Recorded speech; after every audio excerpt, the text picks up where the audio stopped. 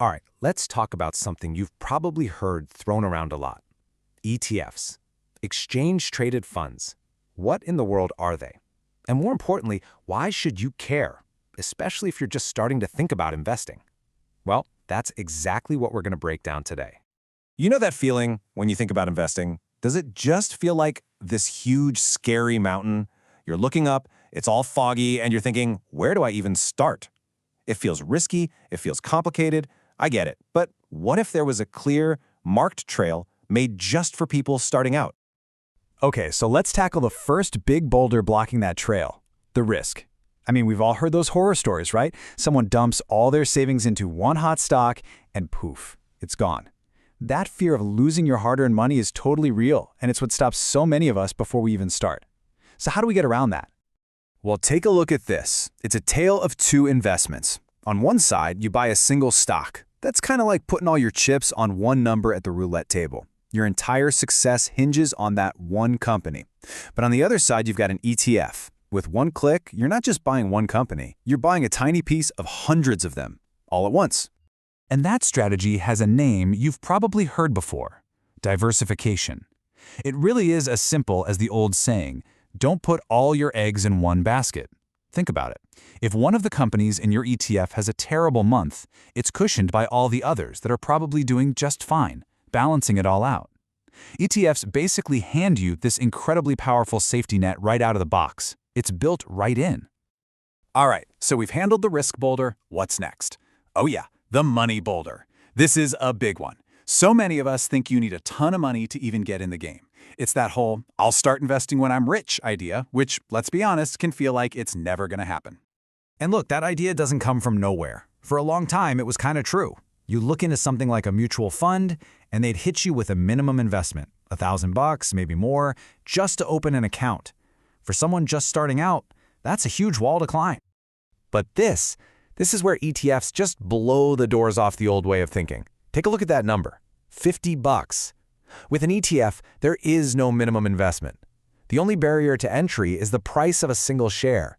If you've got $50, you can be an investor. It completely levels the playing field.